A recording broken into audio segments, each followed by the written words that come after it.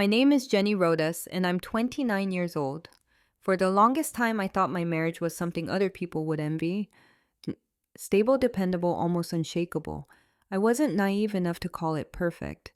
But in a world where so many people struggled just to stay afloat, I thought we were steady, solid, safe. I had a career that paid the bills on time. I cooked dinners at least a few nights a week. I tried to be present when my husband Daniel wanted to talk about his day. We had been married for 4 years together for nearly 6, and I wore the title of loyal wife like a badge of honor. I never looked twice at anyone else. I made compromises when he asked.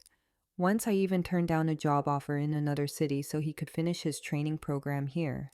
At the time, he had squeezed my hand and told me I was the rock he could lean on. And I believed him. I believed that being someone's rock was a compliment. But over the years, that word dependable started to shift in tone. It no longer sounded like gratitude. It began to feel like an insult. It showed in the small things. If I suggested a weekend trip, he would sigh and say, "That sounds fine, but you're not exactly the adventurous type."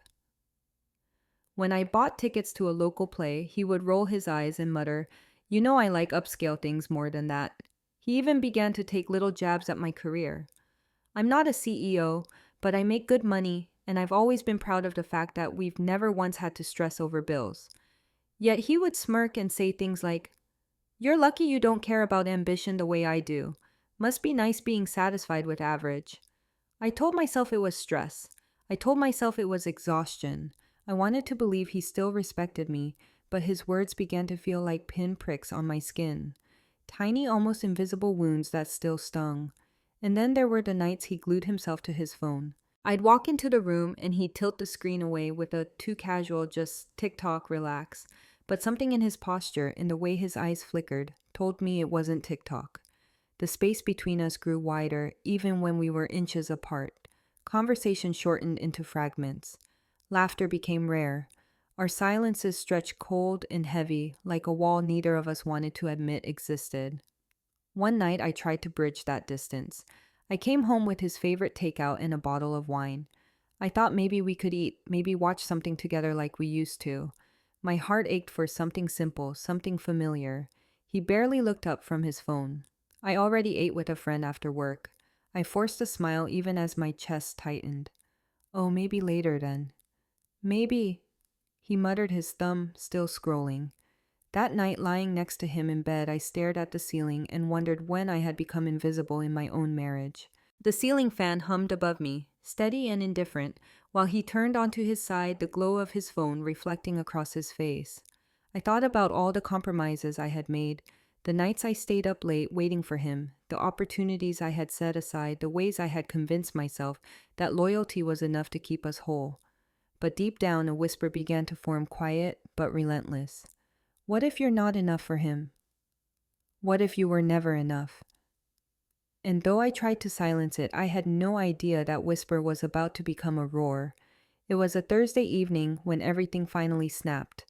Daniel sat at the kitchen counter, his laptop open, fingers flying across the keys. I stood in the doorway for several minutes watching him. His face was tense, his brow furrowed in concentration as though I were invisible. I cleared my throat softly. "Daniel, can we talk?" He didn't even glance up.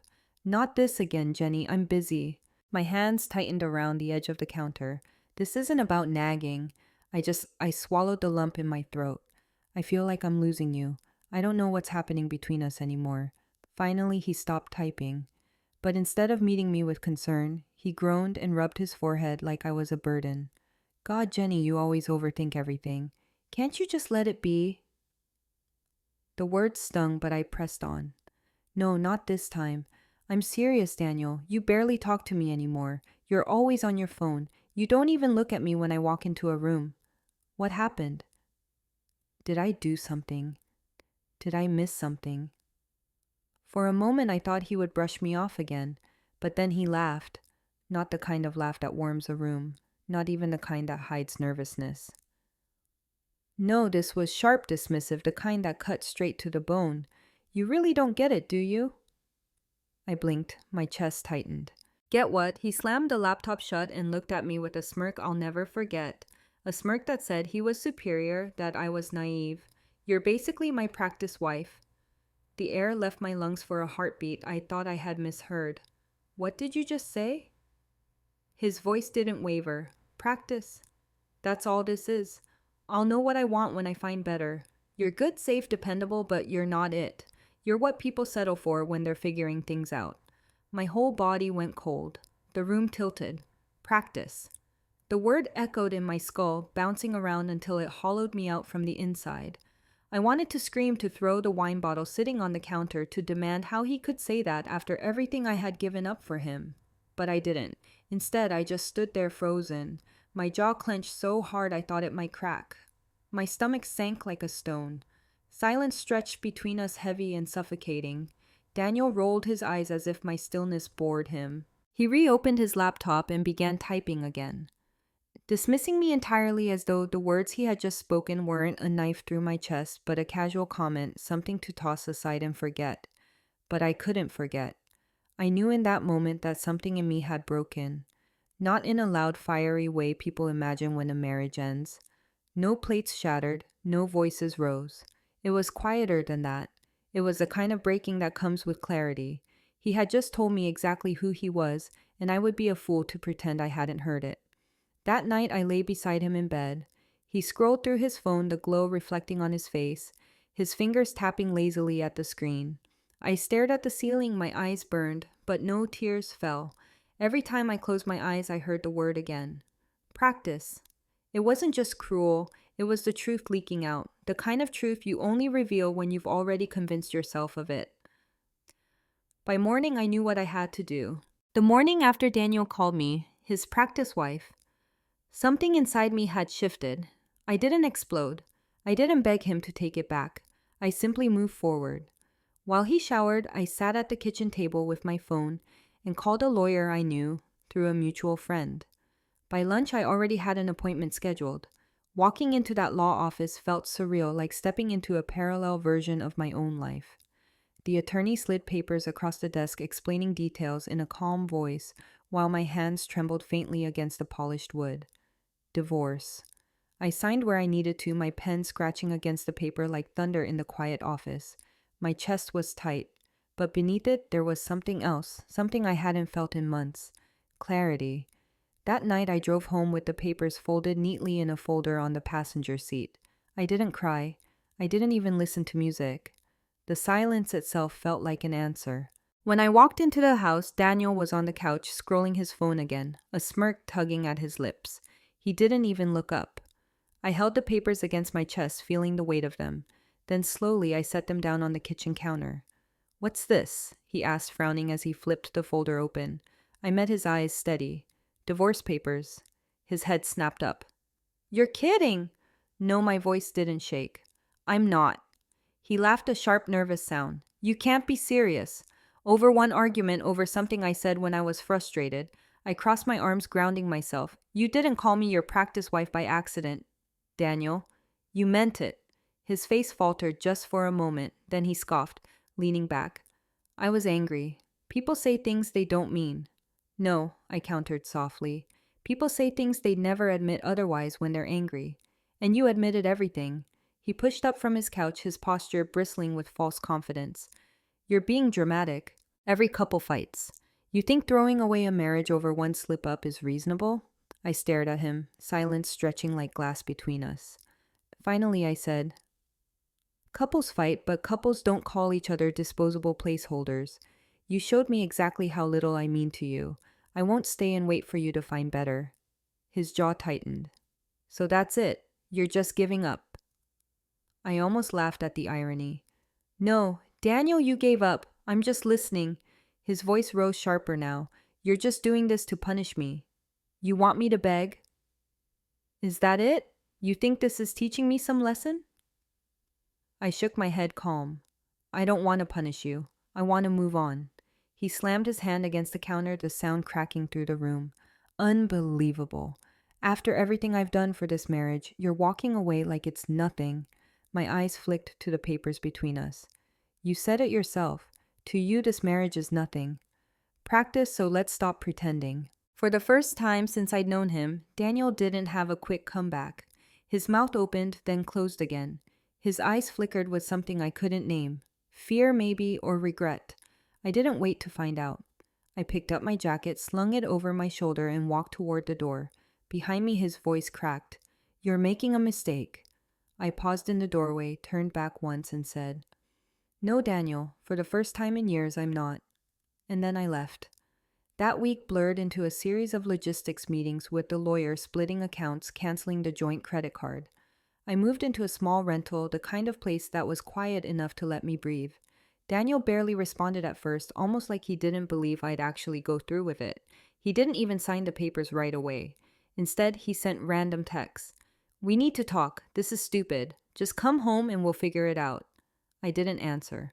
The silence between us grew louder than any words, and strangely, for the first time in years, I felt calm. The first morning in my rental apartment, I woke up to silence. No passive-aggressive sighs, no glow of a phone screen illuminating the other side of the bed, just quiet.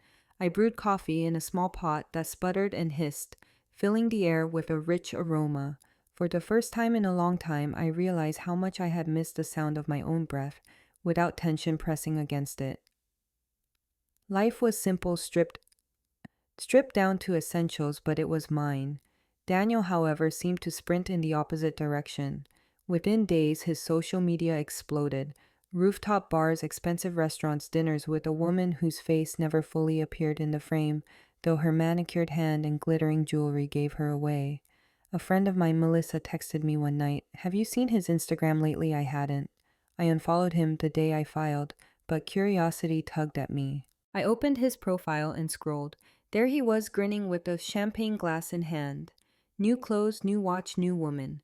He hadn't posted a picture of me in months, but suddenly he was documenting everything. It should have hurt. It didn't. If anything, it confirmed what I already knew. I had been nothing more than a placeholder, a convenient warm-up round, while he searched for something shinier. So I stopped looking. Instead, I turned inward. I picked up running again, lacing my shoes and pounding the pavement until the night air filled my lungs. I reconnected with friends I had let drift during my marriage. I signed up for evening pottery classes, the cool clay grounding me in a way I hadn't expected. Piece by piece, I was stitching myself back together. And then a few months later, Melissa called me, her voice bubbling with disbelief. "Jenny, you're not going to believe this." I was halfway through cooking dinner. "What now? That woman Daniel's been parading around."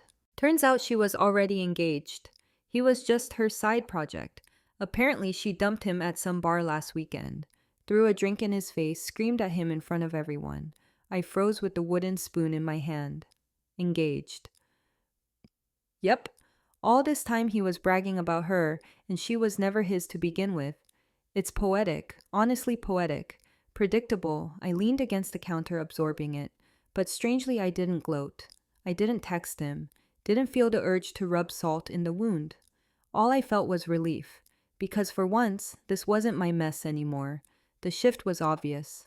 Almost overnight, Daniel's highlight reel dried up. No more rooftop dinners, no more champagne selfies. Instead, his stories became vague quotes about betrayal and heartbreak. Some people aren't who they pretend to be. Never trust someone who says you're the only one. The same friends who used to defend him began to change their tune. "He's kind of unbearable lately," one admitted, like he thought he upgraded and now he's just bitter. I kept my mouth shut, sipping my tea, feeling an almost serene detachment, because for the first time his downfall wasn't tethered to me. It was his own, and I was free. It started with a text. "Hey stranger, how are you?" I stared at the screen, thumb hovering. Then I set the phone face down on the table. No reply. A day later, "I miss you. Can we talk?" Silence. Then came the longer messages. Excuses disguised as apologies. I was stressed. I didn't mean what I said. You know me better than that. I deleted them without finishing. But Daniel was relentless. When silence didn't work, he shifted tactics. He called. His voice on voicemail was shaky, almost pleading. "You're really going to throw away everything we had. You're supposed to fight for us, Jenny. That's what marriage means. Not just running when things get hard." For a moment, his words tugged at the strings of memory. Once I would have believed them. Once I would have carried the weight of saving us no matter how little he respected me. But not anymore. The more I ignored him, the more desperate he became. I know you miss me. Don't lie to yourself. After everything I sacrificed for you, this is how you treat me.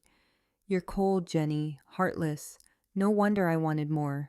I read them once, then deleted them. Each word was less about me and more about him unraveling. When guilt trips failed, he tried another angle. Mutual friends. Melissa texted me. Hey, Daniel asked me to talk to you. He says he regrets everything. Maybe give him a chance. I sent back, appreciate it, but no, don't get involved. Another friend messaged. He won't stop talking about you. It's kind of sad. I ignored that one completely. And then came the knock. It was a Saturday afternoon when pounding rattled my apartment door. My stomach dropped. Already knowing I opened it to find Daniel standing there, eyes red and puffy, mascara-like smudges of exhaustion under his eyes. He looked nothing like the polished man flaunting rooftop bars on Instagram. Can we talk? He asked, voice cracking. I stepped outside, pulling the door half closed behind me. The air between us was thick with desperation. There's nothing left to talk about. Tears spilled down his cheeks. Please, Jenny, I messed up. I didn't mean what I said. I was scared. I was stupid. You're not practice. I held up a hand, cutting him off. My voice was steady. Stop. His face crumpled desperation, twisting into bitterness. So you're really just going to throw me away like garbage after everything we've been through? I met his gaze without flinching. I'm not throwing you away. You did that the moment you decided I was temporary. His tone hardened, his tears evaporating into sharpness. So that's it. You think you're better than me now? You think some other guy is going to magically fall into your lap? I shook my head. This isn't about anyone else. It's about me choosing peace over being treated like a backup plan. He opened his mouth, anger sparking, but I had already turned to go inside. His voice cracked as he shouted after me, "You'll regret this!" But even as the words echoed down the hallway, I knew I never would. Months passed, seasons shifted, my life settled into something steady, something simple, something mine. I didn't expect to see Daniel again, not really, but fate has a strange sense of humor. It was at a mutual friend's wedding. The hall glittered with string lights, music thumping as laughter spilled across the dance floor. I was mid-con conversation with Melissa when I felt the weight of someone's gaze. I turned and there he was. Daniel. He looked smaller somehow. His once polished charm had dulled. His shoulders slumped, and for the first time he wasn't surrounded by admirers. He was alone sitting at a table scrolling his phone like a man desperate for distraction. When his eyes met mine, he froze. Then quickly he stood, straightening his jacket as though he could piece himself back together in a heartbeat. He plastered on a smile that didn't reach his eyes. Hey. His voice was soft, almost like nothing had ever happened. You look good. I nodded politely. Thanks. He shifted, fidgeting with the edge of his cuff. Can we talk just for a minute? I sighed, but followed him toward the edge of the room, away from the crowd. The music dimmed in the distance, leaving us in a bubble of silence. He took a shaky breath. I wanted to say I'm sorry for everything. I was stupid. I thought I wanted more, but all I found was people who didn't care about me. You were the only one who ever actually loved me. His words hung between us heavy. I studied him, noticing the lines on his face, the hollowness in his eyes. Finally, I spoke. Daniel, you told me I was practice. Practice is something you throw away when you're done with it. That's how you saw me. And once you said it out loud, there was no going back. His eyes brimmed with tears, but I didn't mean it. Yes, you did. My voice was calm, steady, maybe not in the exact words, but you meant it enough to let it slip. And it showed me exactly where I stood with you. I believed you then. I believe you now. He shook his head desperately. But I've changed. I get it now. Please, Jenny, just give me another chance. A quiet laugh escaped me. Not cruel, just final. Another chance to be someone's warm-up round. No, Daniel, I'm not practice anymore. His face twisted, shifting from pleading to furious. You're cold, heartless. You'll never find someone who puts up with you the way I did. I smiled faintly. Good. I don't want someone who just puts up with me. I want someone who values me. And that person sure as hell isn't you. For a second, I thought he might lash out. Instead, he turned sharply on his heel and stormed out of the hall, his footsteps echoing. I exhaled slowly, the weight of years lifting from my shoulders. I walked back to my table, ordered another drink, and watched the bride and groom laugh together on the dance floor. And for the first time in a long time, I felt completely free.